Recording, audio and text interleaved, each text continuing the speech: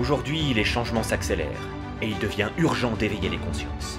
J'ai voulu interroger des personnalités qui vont vous faire découvrir des phénomènes troublants qui devraient stimuler votre curiosité et votre désir de suivre les chemins de l'inexploré. Bonjour à tous, je suis très heureux de vous retrouver pour ce nouvel épisode des Chemins de l'Inexploré avec une thématique que nous n'avons jamais abordée jusqu'à présent. Nous partons du côté du centre de la France, à Bourges très exactement, et nous allons découvrir les secrets de la cathédrale de Bourges, un monument hors norme, plus grand que Notre-Dame de Paris, une lumière extraordinaire, un architecte inconnu, un plan inédit. Avec nous pour nous expliquer les secrets de cette cathédrale de Bourges qui va nous faire croiser l'alchimie, mais aussi l'Égypte avec des connexions complètement inattendues. C'est parti pour l'ésotérisme architectural. Rémi Rongier, bonjour. Oui, bonjour Philippe, bonjour. Alors vous êtes autodidacte, mais vous êtes aussi intéressé à cette cathédrale, vous en êtes devenu un fin connaisseur, vous organisez des visites par ailleurs. Et j'aimerais, ma première question, c'est vous poser cette question de la rencontre. Comment avez-vous, dans votre parcours, rencontré ce monument? Ouais. Alors, c'est un peu par hasard. Moi, je suis arrivé à Bourges pour des raisons professionnelles il y a bien des années. Et puis alors, on me dit, bien sûr, on me dit, il faut aller voir cette cathédrale. Mais moi, j'étais absolument pas branché, connecté sur quoi que ce soit d'ésotérisme ou d'art des bâtisseurs, de choses comme ça. Voilà, j'étais un étudiant qui trouvait du boulot, point.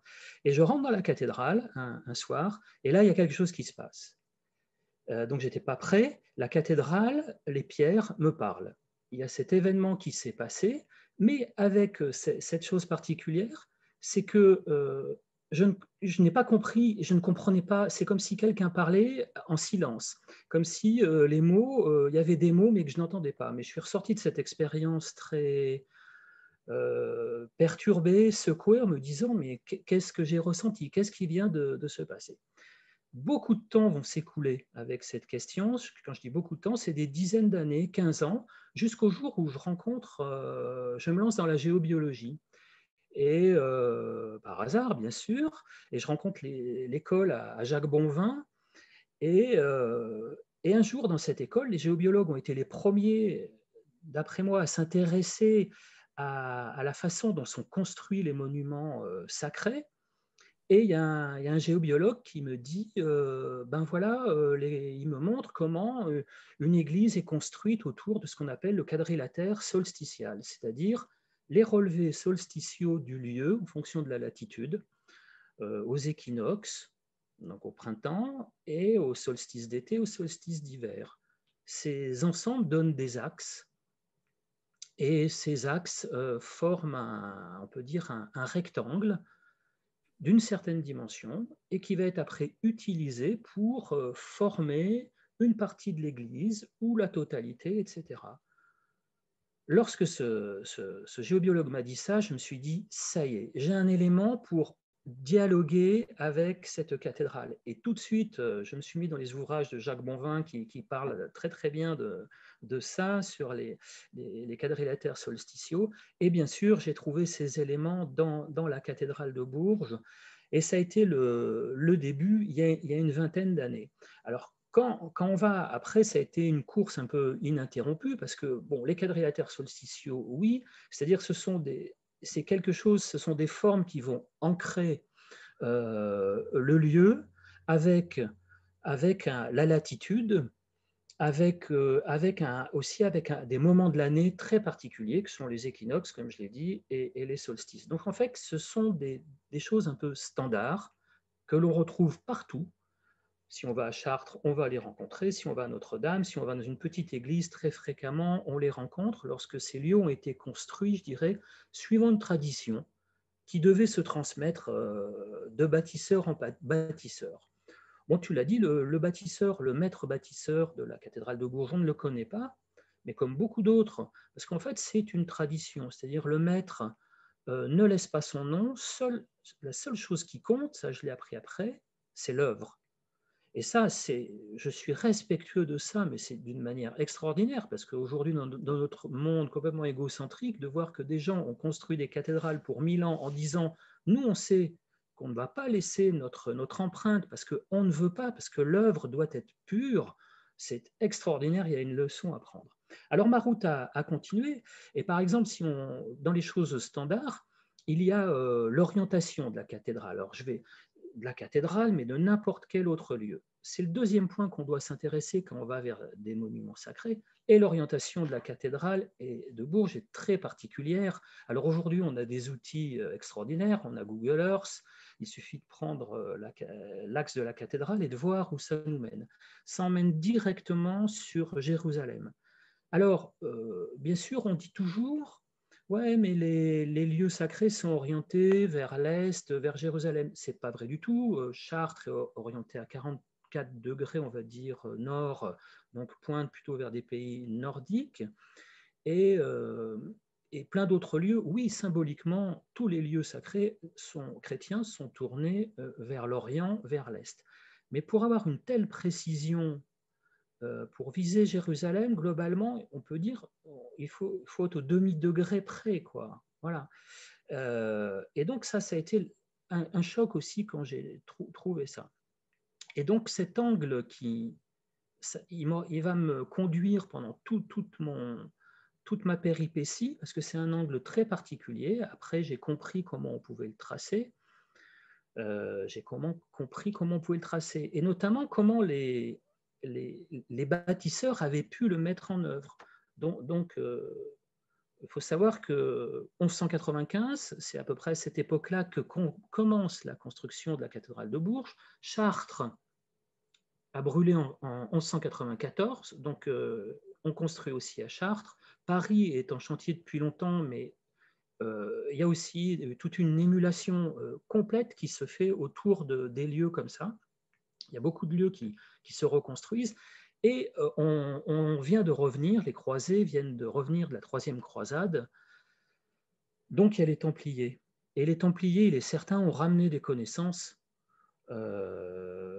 Alors bien sûr, on connaît un peu leur histoire. Les 8 chevaliers plus Hugues de Payens, le 9e, donc ce chiffre n'est pas un chiffre de hasard, qui crée l'ordre du Temple et qui vont peut-être trouver des choses à Jérusalem, ça on ne le sait pas, mais ce qu'il y a de sûr, c'est qu'en termes d'outils mathématiques, ils l'ont ramené. L'outil, c'est la Qibla qu'on appelle, c'est-à-dire c'est l'outil qu'utilisent les musulmans pour s'orienter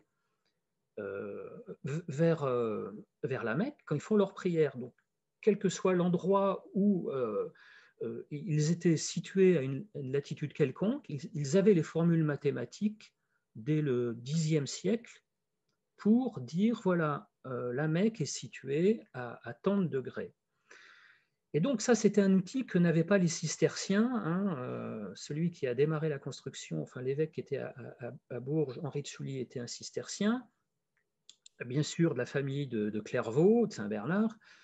Donc les cisterciens savaient que dans leur construction, ils devaient amener une certaine essence spirituelle, et c'est ce qu'ils ont essayé de rassembler. Bon, donc les Templiers ont ramené cette connaissance de Qibla pour orienter très précisément, dire voilà, à Bourges, l'angle pour aller à Jérusalem, c'est 109 degrés 47, je vais vous le donner très exactement. Donc ça m'a fallu quelques années pour le déterminer. Alors tout ça, ça ne fait pas tout, parce que je ne sais pas s'il le mesurait en degrés ou pas, mais vous allez voir que cet angle a une valeur importante. Et pour le tracer, c'est très simple. Et là, on rejoint Jérusalem. Vous savez que le temple de Salomon, on dit qu'il est fait sur un triple carré. C'est le premier temple qui a été bâti par l'homme pour aller connecter Dieu. Dit-on, dans ce temple, il y a eu l'Arche d'Alliance.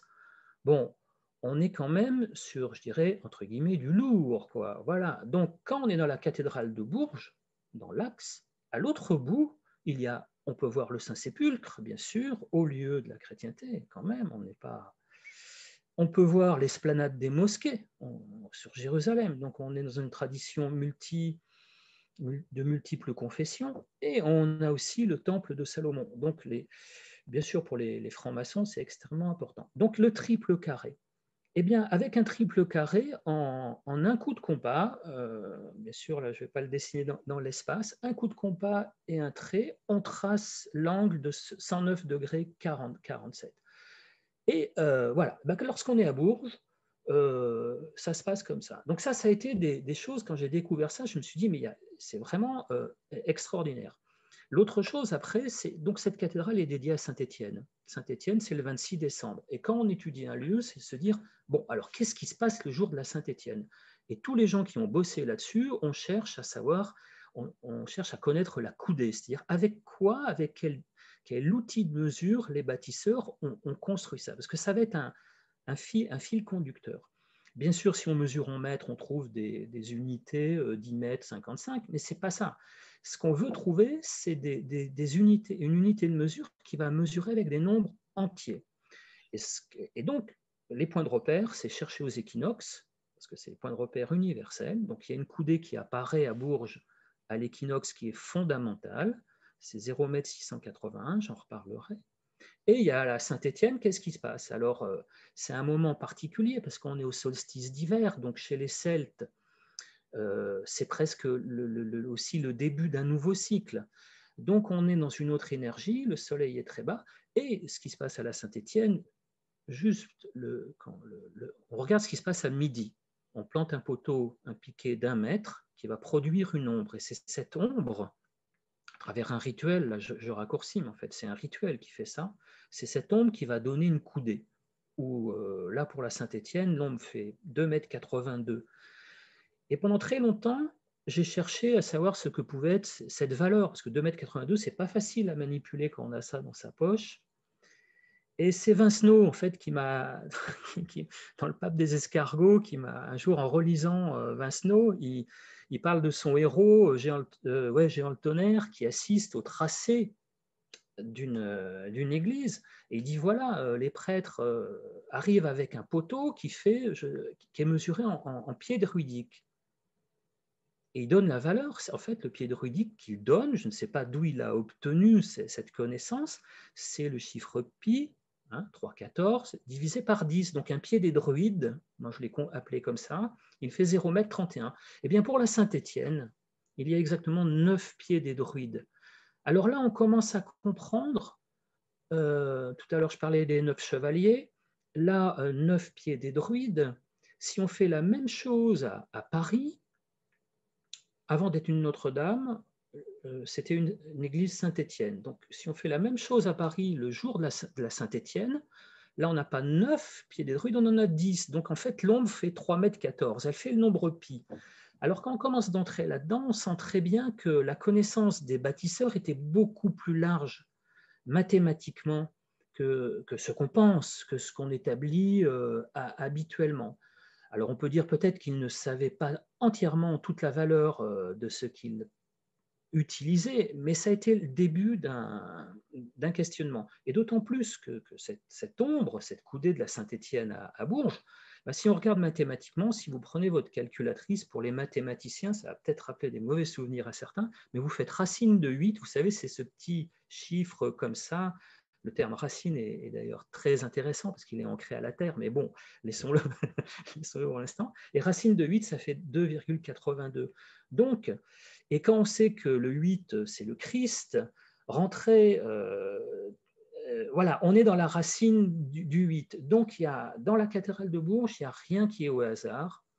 Et c'est ce que j'ai découvert plus tard, c'est que les gens qui ont conduit ça, eh bien pour moi, parce qu'on le retrouve à Chartres, ça aussi, on va le retrouver, j'en ai parlé à Paris, bah derrière, il y avait comme une école, comme quelque chose qui dirigeait ça. Et pour moi, ce sont l'école de Chartres, ce qu'on appelle, donc il y a eu des théosophes, des philosophes qui ont guidé cette école jusqu'à la fin du XIe.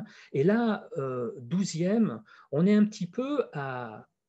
Moi, c'est l'histoire que je raconte quand je fais les visites. On est à la fin d'un temps, c'est-à-dire l'Église n'est encore pas rentrée dans le temps de l'Inquisition, etc. Pas tout à fait, pas encore. Les druides, la connaissance des druides est rentrée dans les ordres cisterciens. Bon, ça, c'est pas moi qui l'ai trouvé, mais je le constate. Tu vois, je vais en reparler là à Bourges. Les Templiers amènent des connaissances qui vont, comme je disais, vivifier aussi des connaissances de construction, des connaissances mathématiques qui vont vivifier le lieu.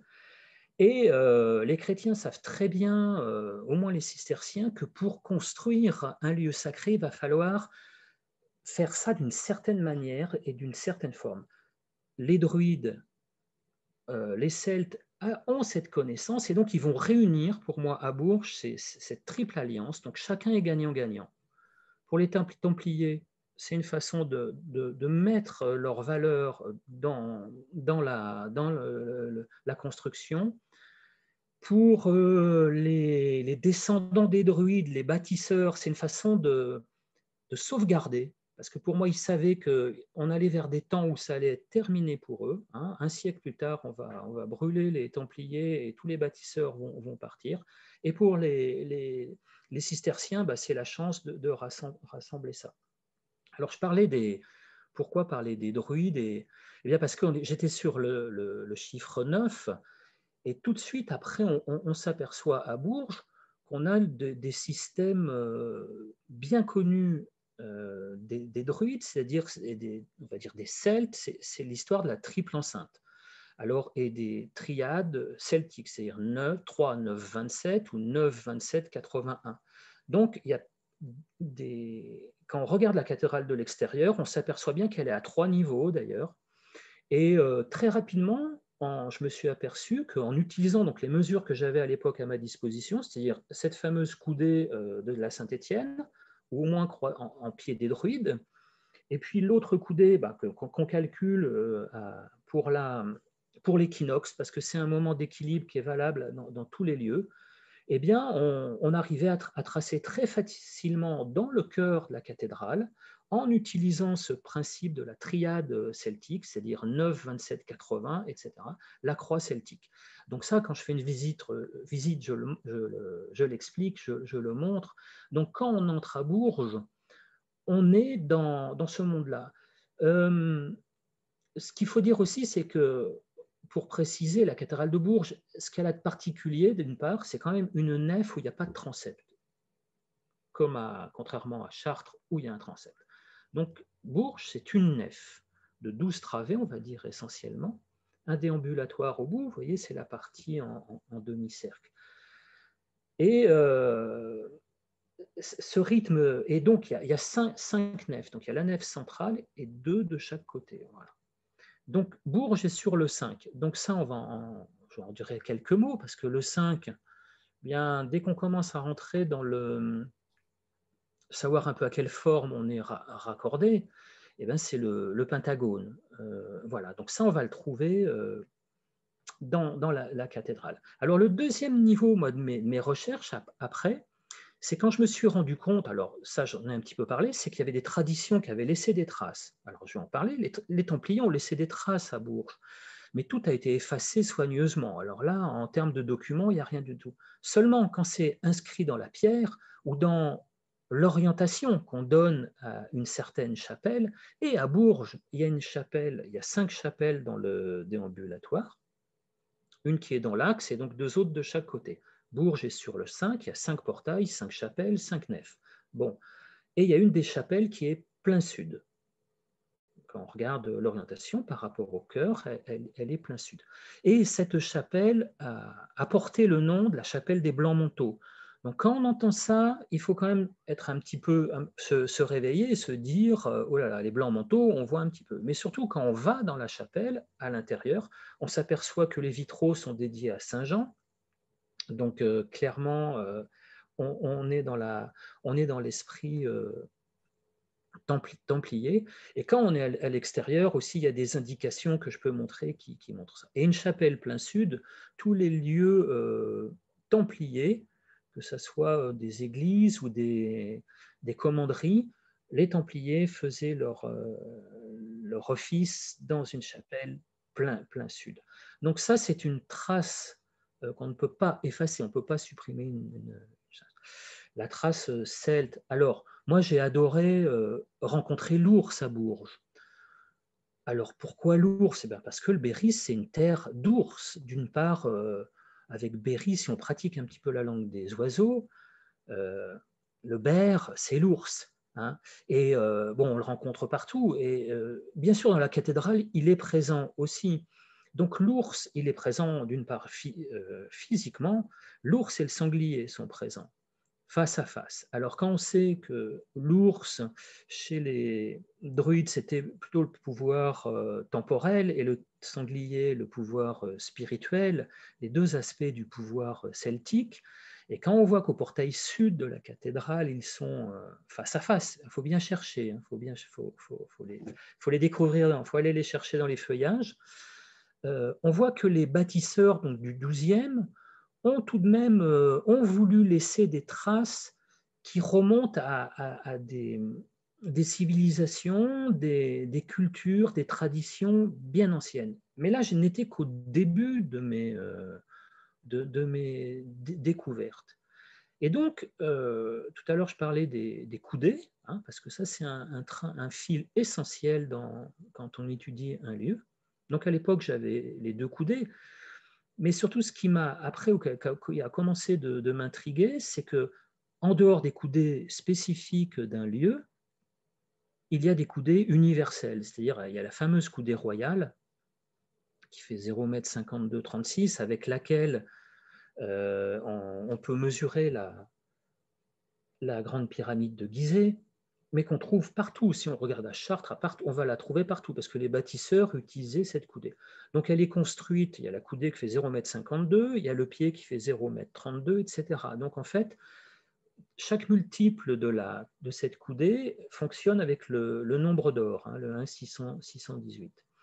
Eh bien, c'est de voir que, alors bien sûr, dans Bourges, elle est présente, mais en fait, ce qui se passe, c'est comme une sorte de résonance, c'est-à-dire, c'est comme si on disait, je donne un exemple, 20 coudées de Bourges vont donner 30 coudées royales. C'est-à-dire qu'un bâtisseur, si à un endroit, il fait une mesure entre deux piliers, qu'il marque, par exemple, 45 pieds des druides, ça va correspondre aussi à un nombre exact de coudées royales. C'est-à-dire, son discours, il va pouvoir l'interpréter de différentes manières. C'est-à-dire, pour quelqu'un, peut-être, je ne sais pas à qui il pouvait s'adresser, mais s'il ne voulait pas tout dire, il va dire on utilise la coudée royale. Ok, ça fait tant de coudées royales. Mais avec un abaque, un tableau annexe qu'il avait, il savait qu'en réalité, il pouvait mesurer en pied des druides ou en coudée de la Saint-Étienne. Et j'ai trouvé, bien sûr, il y a d'autres coudées qui apparaissent, dont notamment une qui est intéressante.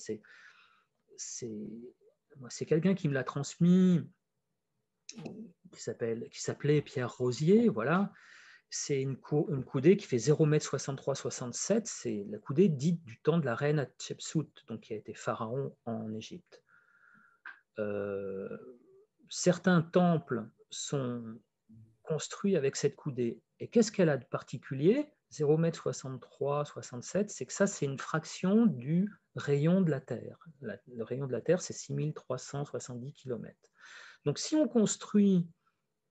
utilise, il faut bien voir ce que ça veut dire, une coudée, si on mesure des choses avec une représentation, je dirais, holographique, tu entends bien, holographique, donc là, on rentre dans un monde quantique. Ça y est, la porte s'ouvre de la dimension de la Terre.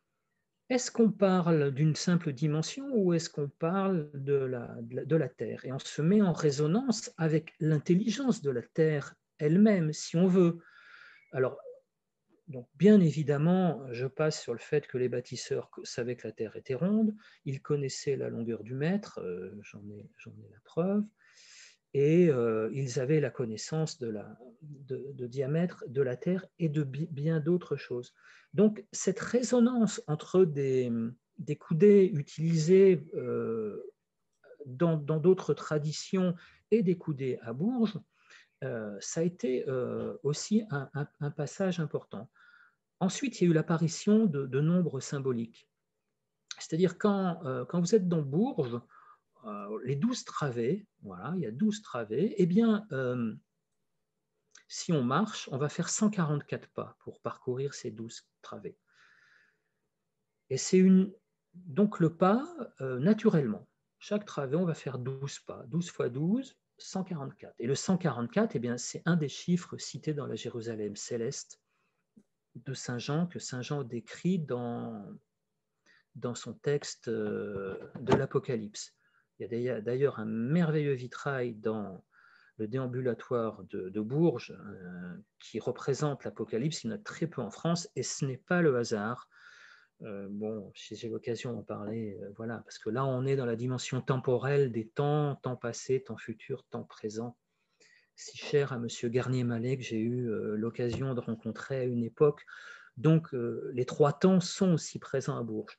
Mais les 144 pas, c'est pas compliqué à Bourges de rentrer dans la Jérusalem céleste. Il suffit de faire les 144 pas et on va faire son pèlerinage, par exemple. Si on fait le déambulatoire, au bout, on va faire 108 pas.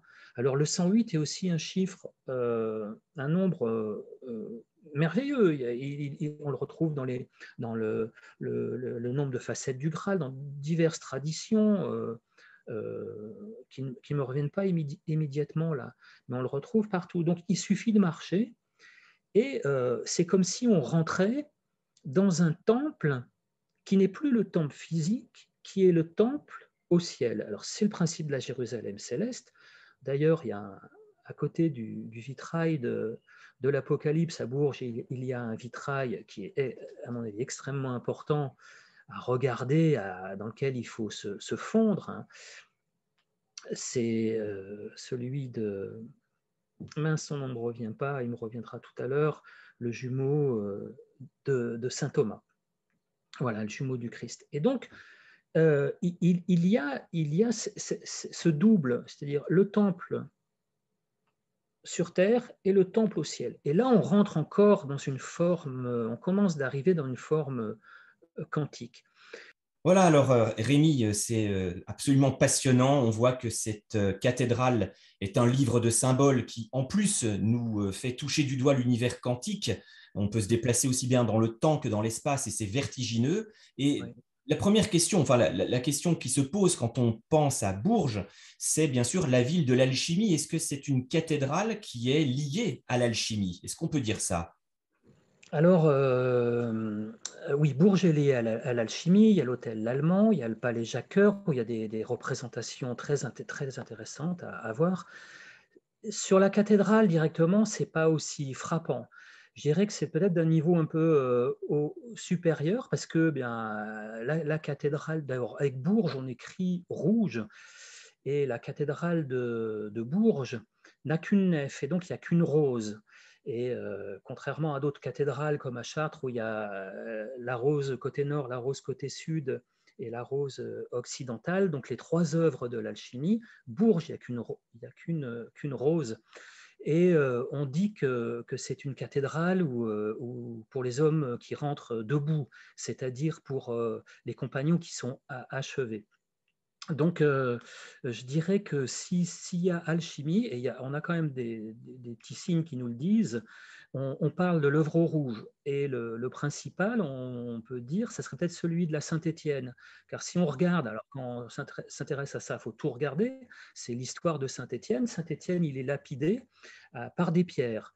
Il fait partie d'un groupe de 7 moines, etc. Ça, c'est représenté sur le portail occidental de la cathédrale. Donc le chiffre 7, on l'entend bien, c'est que quand on est en alchimie, on sait qu'on est peut-être sur des métaux. Et lui, il est le premier, il est donc choisi, mais il va être lapidé par la pierre. Et donc la pierre, quand même, on va bien comprendre que c'est au cœur de la cathédrale. Et la pierre, c'est le Graal des alchimistes, c'est bien sûr la pierre philosophale. Et si elle est rouge, et comme on est à Bourges, elle est rouge. Et d'ailleurs, la couleur de Saint-Étienne, c'est le rouge. Hein, voilà. Donc, en fait, si on est dans une alchimie, c'est une alchimie, je dirais, c'est la voie royale, c'est-à-dire c'est le travail de l'homme, de son accomplissement sur lui-même. Après, il y a quelques petits symboles à droite, à gauche dans la cathédrale qui peuvent poser des questions, que moi j'aime bien montrer quand je fais la visite, mais ce n'est pas le cœur, à mon avis, ce n'est pas le cœur de la cathédrale, mais ça en fait partie. Hmm. Alors, on a bien compris le lien avec Jérusalem, un lien particulièrement impressionnant. Et puis, il y a une autre connexion inattendue, c'est la connexion égyptienne. Est-ce que là, on a encore un autre pan qui se débloque pour cette cathédrale? Oui. Bah, lorsqu'on cherche sur les lieux, on travaille, que tous les géobiologues qui ont fait ce travail travaillent sur les tracés régulateurs. C'est-à-dire les tracés régulateurs, ce sont des formes qui vont apparaître dans le lieu sur des dimensions bien calées, ce dont j'ai parlé, sur des dimensions entières de coudées qui ont été utilisées. Alors à Bourges, on va trouver, il y a toujours le cercle, mais on va trouver le pentagone et voir le double pentagone. Et en faisant ces recherches, au fil du temps, je me suis aperçu qu'il y avait un angle qui apparaissait systématiquement, ça a été ma première découverte, c'est l'angle de la grande pyramide de Gizeh, le 51 degré 51, qu'on peut appeler l'angle d'Isis, parce que 51, si on le retourne, ça écrit Isis. Et cet angle de 51-51, il est utilisé de plusieurs manières dans la cathédrale. Donc ça, c'est déjà un axe de travail assez particulier. Et on le retrouve bien sûr sur la grande pyramide de Gizeh, mais pas uniquement. J'en parlerai juste après. Mais ce qu'il y a de plus... Ça a été la porte d'entrée. Je me suis dit, si à l'angle de 51 degré 51, est-ce que je peux m'autoriser à penser qu'on puisse trouver les dimensions de la grande pyramide? Alors forcément, la grande pyramide a des dimensions bien supérieures à la cathédrale. Ok, mais là je me suis dit, et s'il y avait un facteur de réduction? Et oui, c'est le principe. C'est-à-dire, il y a un facteur de réduction et il n'est pas un chiffre de hasard. Bon, je vais vous le livrer. C'est le chiffre pi. C'est-à-dire, vous prenez les dimensions de la grande pyramide, vous les divisez par le chiffre pi, et vous allez voir qu'avec ça, vous pouvez faire des tracés dans la cathédrale de Bourges. En trouvant, eh bien, vont apparaître la chambre du roi, etc., et les divers lieux. Donc, cet élément-là m'a quand même intrigué, mais ça, je l'avais trouvé finalement assez vite, mais en me disant, mais pourquoi est-ce qu'on fait ça? Et ça marche aussi à Chartres. Hein. J'ai travaillé sur le plan de Chartres. À Chartres aussi, on va pouvoir utiliser ça. Donc, ouais, ça a été une grande interrogation. Après, le deuxième lien qui se trouve avec l'Égypte, c'est que dans cette grande pyramide de Gizeh, il y a un objet qui s'appelle le coffre. Le coffre. Et ce coffre, il a certaines dimensions que des archéologues ont mesurées. Et un jour, j'étais devant la cathédrale, il y a quelques années, il n'y a pas très très longtemps finalement, et de la même manière que j'avais entendu il y a 25-30 ans des mots que je ne comprenais pas, là, j'étais un peu à bout de ressources, et j'entends, c'est un coffre. Bon, je me dis, mais c'est quoi ce que je viens d'entendre? Et je me suis dit, j'en connais un coffre qui est dans la Grande Pyramide, et j'ai travaillé donc sur la correspondance entre, bien sûr, à échelles différentes, entre le coffre qui est dans Khéops et la cathédrale. Eh bien, à une certaine échelle particulière, que je ne vais pas tout donner, il faut venir en visite avec moi, mais la cathédrale est un coffre. Et alors là, on entre dans une dimension rituelle osirienne, parce qu'on se doute bien que dans la grande pyramide de Gizeh, c'est pas le sarcophage d'un pharaon qu'il y a dans la chambre du roi, c'est un lieu d'initiation et certainement une porte vers un autre monde. Donc, si les bâtisseurs ont donné à leur cathédrale une dimension qui reprend à une échelle différente des éléments intérieurs de ce coffre, il y a certainement quelque chose à faire. Ça a été un deuxième. Mais derrière, j'avais encore la question, comme tout chercheur, mais et quoi? Et qu'est-ce que je fais avec tout ça? Le troisième élément, ça a été de trouver sur un lieu qui s'appelle à Abydos, le temple de Lozi et Rayon, qui est un temple qui est collé au temple de Séti, voilà, moi, à mon sens, quand on regarde comment il est construit avec des pierres, des blocs de 120 tonnes, il a plus de 3000 ans, il est très certainement lié pour moi, et d'autres le disent, à des civilisations antédiluviennes. Il est très particulier parce qu'en fait, son tracé régulateur, donc ce qu'on cherche dans tous les lieux, etc., on trouve le même tracé régulateur, c'est-à-dire d'un double pentagone dans ce temple et dans la cathédrale. Alors, il faut bien comprendre ce qu'est un pentagone. C'est une forme à 5 côtés qui représente l'homme, je dirais l'homme achevé, c'est-à-dire le 5e élément. Et quand on le double, c'est comme s'il y avait une autre partie, c'est-à-dire il y a la partie matérielle, Et juste en face, il y a la partie immatérielle, le double pentagone. Alors le double pentagone, c'est l'homme. Bien sûr, le pentagone, c'est l'homme, la forme de Vitruve le donne, c'est l'homme achevé. Et le double, c'est comme s'il y avait un double. Donc, tout à l'heure, on parlait du double dans le temple sur terre et le temple au ciel, hein, comme le construit saint Thomas. Mais là, on est aussi comme s'il y avait une porte entre l'homme physique, voilà, dans un pentagone, et dans le pentagone en face, qu'est-ce qu'il y a? Quel homme il y a? Est-ce que ça ne serait pas un double quantique? Donc, quelque chose où on va aller rencontrer cette forme, ce double à nous. Alors là, on rentre complètement dans ce que proposait Garnier-Mallet. Il y a aussi Philippe Bobola qui parle du double. Mais quand on regarde la forme de l'osérion, on a vraiment l'impression que c'est une porte vers autre chose. Et à chaque fois qu'il y a une porte, l'eau est présente. Et au tout début de cette interview, je vous ai parlé de l'angle de 109 degrés 47, qui est l'angle d'orientation de la cathédrale. Eh bien, par curiosité, allez voir comment se construit un tétraèdre. Vous verrez qu'un tétraèdre se construit avec l'angle de 109 degrés 47. Et les recherches les plus pointues dans le domaine de l'eau, au-delà de professeur Marc-Henri, mais aussi d'autres gens qui travaillent aux USA sur des nouvelles formes d'eau, eh bien, l'eau cohérente, on va dire, l'eau qui se forme sous forme de cristal, utilise le tétraèdre. Donc, ce que je pense aujourd'hui, c'est que cet angle de 109 degrés 47 est une porte et marche à travers l'eau, comme dans les érions, de la même manière, très certainement. Et c'est ce que je veux proposer dans mes visites, c'est-à-dire, bien sûr, il y a toutes les connaissances des bâtisseurs. Il faut avoir des bonnes bases pour aller vers ces choses-là, les coudées, les quadrilatères solsticiaux, ces moments de l'année particuliers, etc. Mais à un moment, le chemin, c'est l'esprit qui va le parcourir. Et simplement, je finirai par ça. La nef de Bourges, elle fait 12 travées. Elle est très particulière. Je n'ai pas eu le temps d'en parler, mais elle est très particulière. Il y a 8 travées que l'on peut parcourir à pied, parce qu'on arrive jusqu'au pied du chœur, et il y en a donc les 4, il faudrait rentrer dans le chœur. Aujourd'hui, le chœur, on n'y rentre pas. C'est comme si on pouvait parcourir une partie en étant physiquement présent, et la dernière partie, pour aller vers le cœur, vers l'essentiel, vers la partie la plus spirituelle, eh bien, il n'y a que notre esprit qui va pouvoir y aller. Si on regarde un tout petit peu plus près, les 8 premières travées sur 12, c'est les 2 tiers, c'est le 6-6-6. Ah ouais, tiens, M. Garnier-Mallet m'en parlerait et dirait, tiens, mais c'est celui qu'on appelle le chiffre de la bête. Et de l'autre côté, dans les temps anciens, il y a le 3-3-3. À l'homme reste le 0-0-1. Bon, là, on rentre dans un domaine que la physique aujourd'hui explique, montre, ou du moins où il y a des convergences.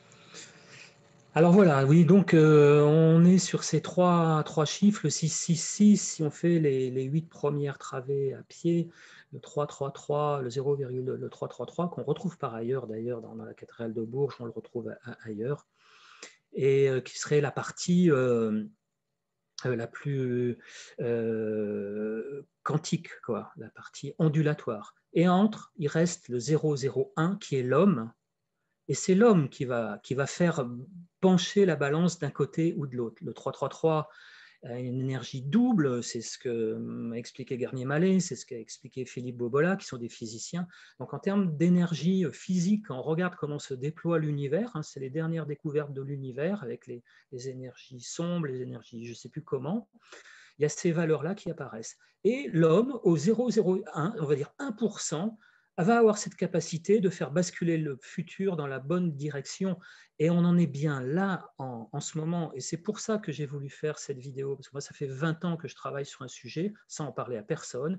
Et je me dis, mais est-ce que les bâtisseurs, au fond, ne sachaient pas qu'un jour, quelque part dans le futur, eh bien, il y aurait cette nécessité de faire ces choix et de mettre des outils à la disposition de tout à chacun. Et c'est formidable que tu abordes cette question parce que c'est aussi le but de ces émissions, c'est d'ouvrir à tous ces champs de la conscience, hein, qu'on a abordés à travers les thématiques aussi diverses que les NDE, les ovnis, tous ceux qui nous suivent le savent. Et a priori, ce sont des sujets un peu divergents, différents, les cathédrales, et en fait, tous réunis. Et on est à ce point de bascule où effectivement, on peut faire remonter ces informations du futur pour nous aider à prendre le bon embranchement et qu'il y ait dans ces pierres anciennes des messages pour nous aider à aller vers le futur, je trouve ça à la fois vertigineux et profondément émouvant, surtout face à des gens qui se disent on ne va pas laisser notre nom dans la pierre, ce n'est pas l'ego qui va mener le monde, c'est au contraire l'intelligence de l'homme qui est une passerelle entre des temporalités.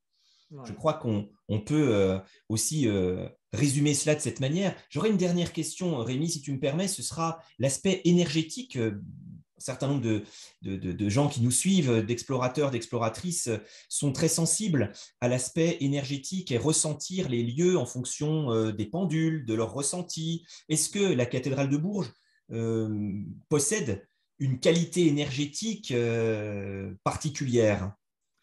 Alors, pour ressentir vraiment quelque chose dans la cathédrale de Bourges, il faut aller dans la crypte. Elle se visite.